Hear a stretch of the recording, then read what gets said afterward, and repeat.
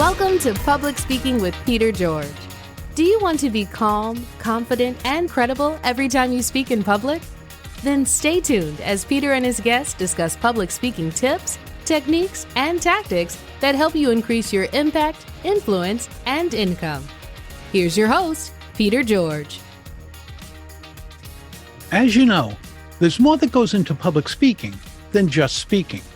This includes your intonation, body, breathing, and mindset. My guest, Claudia Monacelli, shares how you can use each of these and more to not only communicate your messages, but also engage your audiences. Based in Rome, Claudia trains actors, film dubbers, singers, and others who use their voices professionally. She also uses her speaking skills in ways that many of us just wouldn't think about. Claudia is currently an interpreter for the Italian government, and in the past was an interpreter for the U.S. Department of State. Here's my talk with Claudia Monacelli. Welcome to the show, Claudia. Thank you, Peter George. When I thought I would make a mistake when I was addressing you, Peter George, please don't forget that his first name is Peter. Thanks for inviting me, Peter. You would not be the first to call me George instead of Peter. It's actually very common. Claudia, for speakers who are just starting out, what's the most important piece of advice you have for them? Well, you could run the gamut from everything, but my first suggestion would be to think about what they want to talk about, and that should be able to make people calm, because the planning process around a topic is usually fairly long.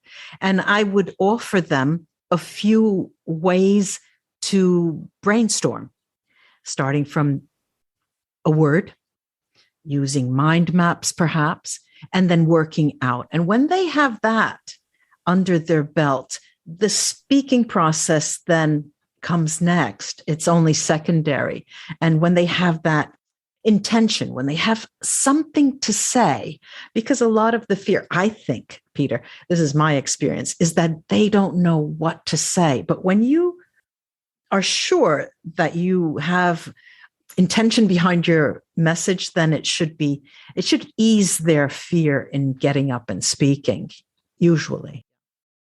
So talking about that nervousness, when people are just starting out, of course they're going to be nervous. But over time, do people get over that nervousness, or is it still there? For many years, and I still do, I've taught conference interpreters. So that means people who literally speak for someone else. They say their words, but the fear is still there because you have a microphone and someone else is talking and you don't know if you'll understand what they're saying. So there's a double fear. And so what happens, and I can vouch for this, over the years, professional interpreters, me included, I will say this hands down, you're fearful until you turn on the microphone and you utter those first 3 or 4 words. Then you calm down immediately. It's getting those first 3 or 4 words out. And it does go away, but there's always that adrenaline that will accompany you, which is the excitement about speaking, actually. Why do you think it is? And I've heard people say that before. If I can get by that first 3 minutes, I'm good. I don't know if you've ever tried this. Have you ever tried to record your voice and listen to it? The first experience of hearing your voice recorded is not a love affair. It is awful. You just want to disappear. Now, that's one of the reasons, because you're not sure how other people will hear you. And that is, this is disjunct from the message itself. But you can't control what other people hear, how they react, but you can yourself. You can control your voice. You can control your message and enjoy doing that. And I think that's part of heating up the motor, those first few lines, and that will make you feel like things are moving and you just start. One of the things that's really important to instill in people when they're starting to speak is that there's a notion of survival, right? I mean, fight or flight. We're surviving. We're trying to save our face when we speak. You don't want to screw it up, right? Well, there's also the notion of dynamic equilibrium. We were talking before we recorded about perfectionism, and nothing is perfect. But the same thing goes for speaking, because it will never be perfect. But there is a dynamic equilibrium that you hold. The voice can dive and then come up again. You may forget a few words, but then they come back. You use people in the audience to give you feedback. There's so many things. If you can embrace the idea that you will make mistakes, it's much easier to face. It's much easier to start and turn on that microphone and not really be that fearful. Now, you mentioned feedback. How can speakers derive feedback and or energy from those audiences? Well, we're living in a world now that we're communicating like you and I am behind a computer. And most, I would say 80% of what I do is done that way. But when you're giving a message, regardless of whether it is behind a computer or in person, I have one rule. I say, look, you have your message. You know what you're going to say. Look out in the audience and look at someone who seems friendly to you. And if that doesn't work, look at someone and imagine that they are your grandmother. And the only lifeline they have to the message is you. You have to speak so they'll be able to understand you. And it usually works. A lot of speakers, especially when they're starting out, will say, well, I don't want to look at the audience. Yeah. I want to look over their heads. I think that's such a mistake. And the people who tell them to do that, I believe, are doing them an injustice because of that feedback that you can get from the audience. Have you come across that where speakers just don't want to look at the people? Half of the people I work with don't want to look at anybody. And they just keep looking at their notes, actually. But the big thing is that a message is not set in stone. And many people don't realize that as well. Because even if you have a written speech, word for word, and you decide that you want to read it out, if you look into the eyes of the audience, you'll understand if you're boring the hell out of them or whether they have been excited about something that you said. And then you can follow up a path that will engage them further and keep that level of excitement until you get to the end of your speech. It's so, so important, that is. And I have to admit, and it still happens today, when I go out into an audience, some audiences are just, I feel like I'm looking at 100 dead people. It's a cultural thing. Not all cultures react with livelihood, with liveliness. They're not actual. You do get a couple of nods, but otherwise there's these blank stares at you and you have no clue as to, well, what do I do now? Do I crack a joke? I don't think they're going to laugh. And so the next thing I tell people who come to me for help, I tell them, when you're in doubt, ask questions. Ask questions to the audience and have them speak. That will give you time to think. And you can engage them that way, because giving them the lever of power is also important. It also allows them to understand what you're going through. Of course, singling out people in a crowd is not the right way to do it. That will, it's a matter of face. You don't want to embarrass anyone, but that is a device that I tend to use if it's an open talk. If it's a talk where, let's say, there's a lesson, there's a workshop, or there is something that I have to impart and they have to listen or take notes and they may not understand, or they have these blank stares. And that's when I turn the tables around, pull up the mirror and start saying, well, did you understand what I just said? But maybe we could say it in a different way. What do you think? What did you understand? And put questions out there. I don't think enough speakers, especially when they're nervous, do that enough where they create interaction. But, if you look at it just as if you were speaking to a more interactive group, like training, as opposed to being up on stage and speaking, it makes more sense to us to ask a question. But if you can ask that question, rhetorical or otherwise, while up on stage, it is a re-engaging act. It is. And one thing probably, I'm sure, you've been in this type of business and working with speeches. One thing that we don't stress enough is intonational patterns, because intonational patterns will save your life and save the people from falling asleep. And you don't want to see people nodding out in front of you. Can you speak more about intonation, how you can use that to your favor? Intonation is a really wide-ranging topic. It's one of the most wide-ranging in linguistics. I'm a social linguist.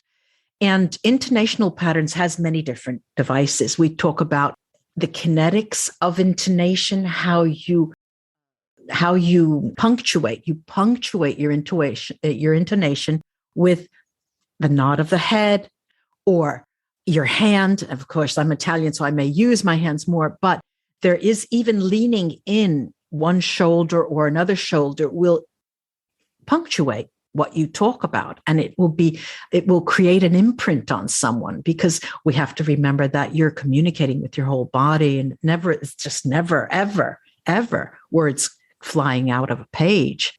Speak to the other things you can use, other parts of your body you can use to communicate with people, because it's not just your voice. No, it's not just your voice. When I do my voice training, I work first with having speakers work with loosening their hip bones, because the hip bone really guides our movements. And another thing that I work with, I know I'm not answering your question, but I'm getting there. Another thing that's really important, we know, all of us know, we have to control our breathing patterns, but the breathing that we do with our body is not only from the diaphragm, it's from our entire body. So I work with a little bit of anatomy with my clients. And when they're sensitive of where they can put their breath, then they are able to control it coming out. And another really important part of the body is the jaw. Because if you've ever, I'm sure you've had this experience, Peter, you're on a plane or you're on a train and you're nodding out, and your mouth is the first thing to open, and then you wake up because it's so heavy. It's so heavy. And there is a bone right under either side of right under your ears that keeps it closed. It's a hard job. It takes muscles to keep the jaw closed. So I work with loosening the jaw and moving the jaw right, left, out, in, and the tongue all around the top teeth, inner, outer, and the lower teeth as an exercise. And this will help people learn how to breathe. Now, that's one thing. And when you have all of those parts ready, the person is so loose that they can actually dance on stage when they're talking. They move, they don't sit behind a podium. They don't stand behind a podium. They get up and you walk the aisles and talk to people, look at them. It's all about getting their emotional difficulties in sync with the way they move, because I'm a movement person. Movement is life. And it's not just saying words. I'm sure you remember the saying that the eyes are the windows of the soul. Sure. Remember that? Probably 50s, 60s, maybe 60s, 70s. I believe it's the voice. That's the window of your soul. You can hear a person's voice and you know where they've been the night before, how they slept, if they're a smoker, if they got drunk. It is so clear, especially through microphones and with good earphones, because your voice really talks about you. It's as if you see someone, right? You're interviewing for a job and somebody comes to you and they dress up so well and they're so neat. They're so neat. They look like they come out of a magazine. They open their mouth and it's unbelievable because you have these expectations of how they're going to speak. And they're so shy. They're so shy or they're so fearful. And you think, well, I would have to go around and, hug the person to make them relax and just, so it's difficult. The voice really tells everyone about you in a good and a bad way.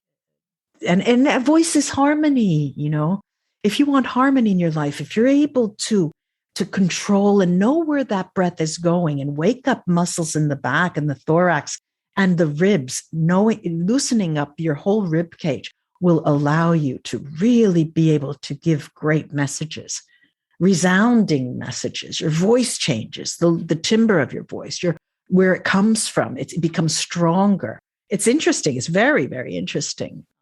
It's similar but different from how people train to sing.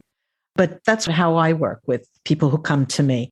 We leave fear on the shelf because it's a word, right? Nice. And it's all about knowing what's here, what's in front of you, what's in back of you. Usually people don't even know what their back looks like because they can't see it.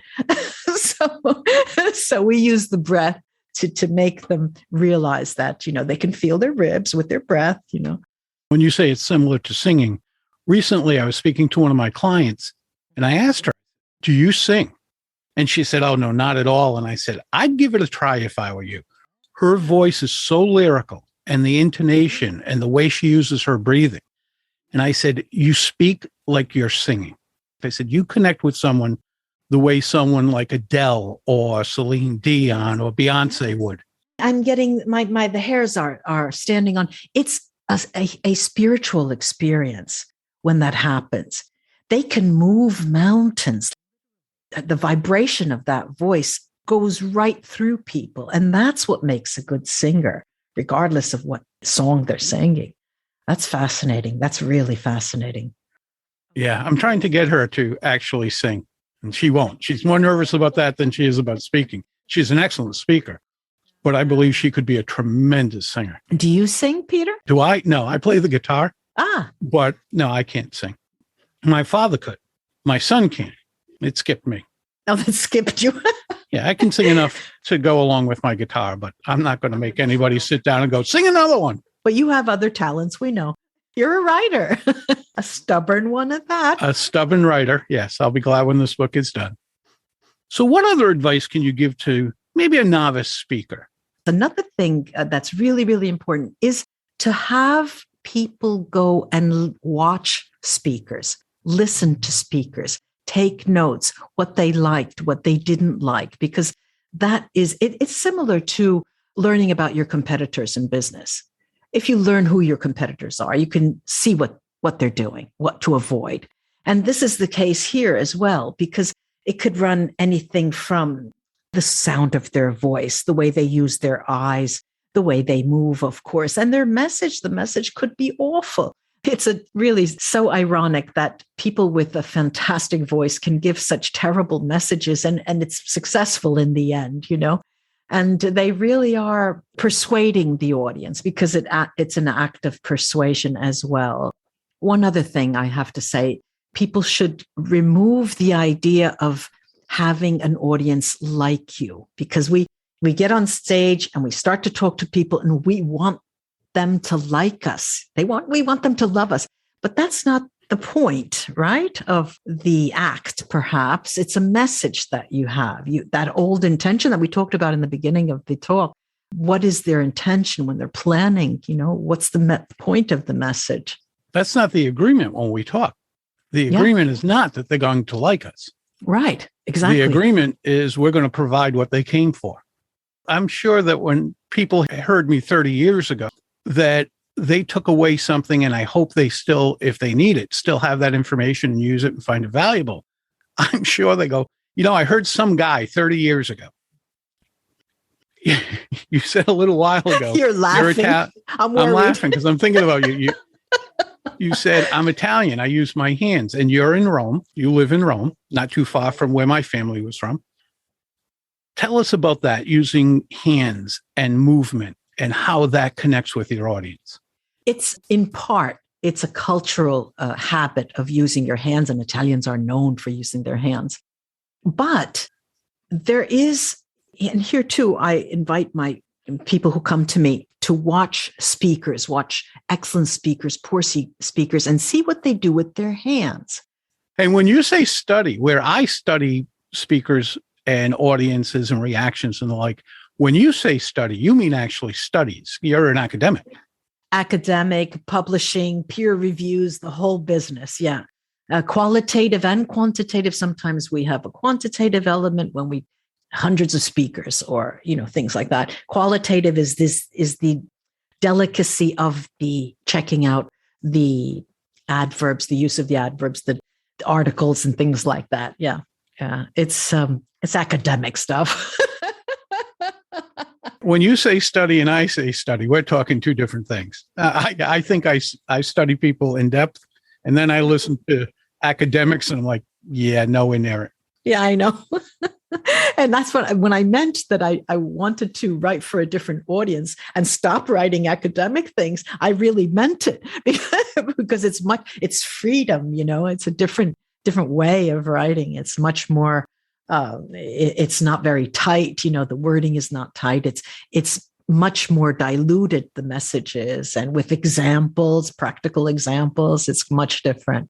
You've dealt with a lot of government speakers, correct? Yes, I still do, because my work as an interpreter has been, when I was in the United States, especially with the State Department, you work with, have worked with political speakers, and in Italy as well. That's my area of expertise, yeah, and research.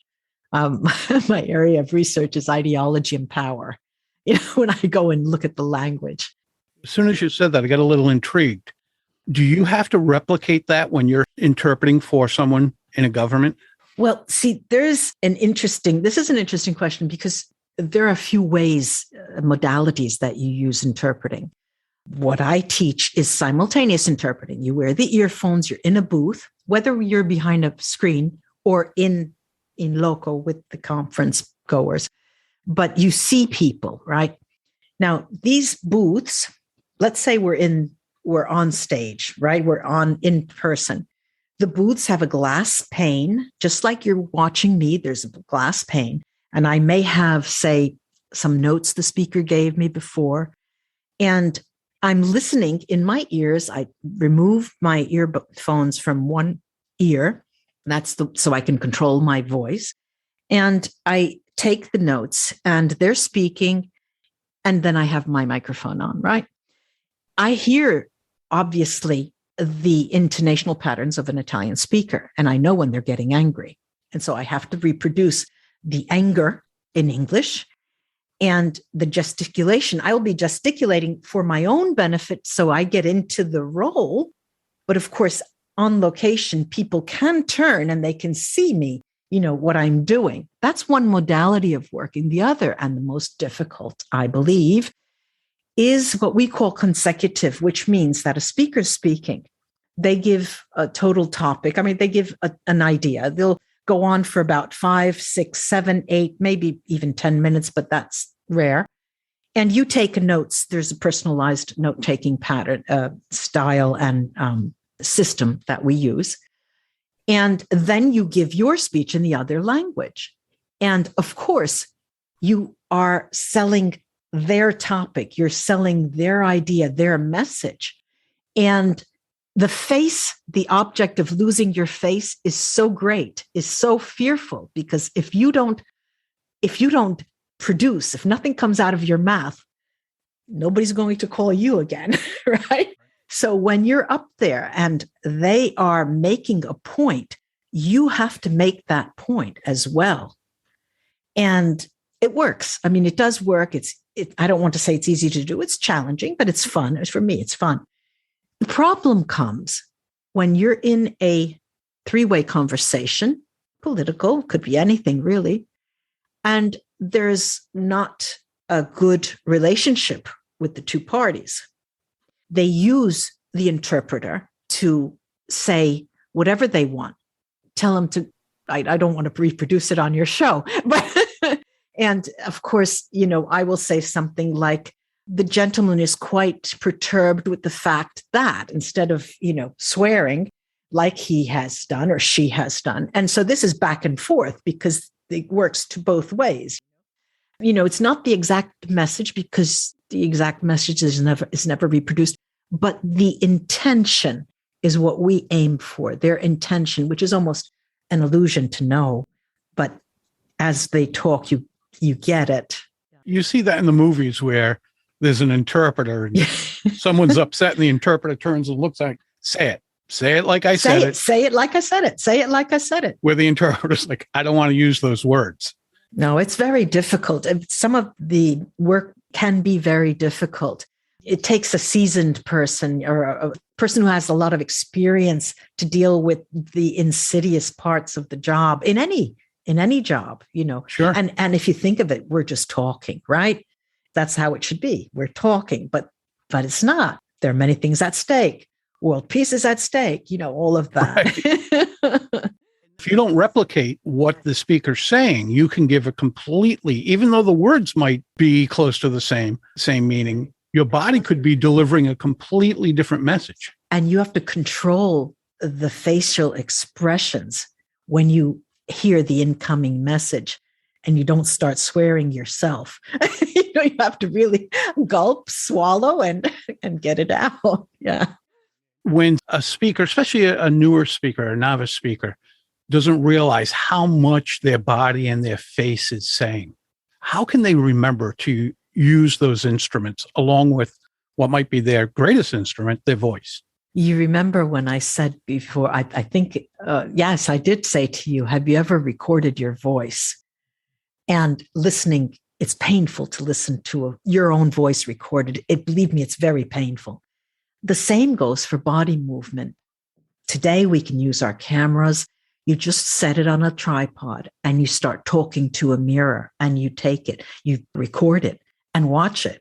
You have to do that and watch speakers on television, in the movies, outside, anywhere, and see how they move and then compare. And it is about interpretation. It is about being an actor to some extent because you're acting out words, you're acting out a message. And sometimes there's this dual nature that people think. They think, well, if I have to act, then I'm not being myself. But the thing is that you know who you are, but you have to communicate to others who you are. And that takes not just a hop, skip, and a jump. Sometimes it takes going over hurdles and bending over backwards to show people who you are and what you can do and give them your message. It's a lot of work. We were talking about writing and how difficult writing is. Well, speaking is just as difficult, if not more. You have to really do a lot of work on yourself and get to love yourself the way you are. That's the most important thing.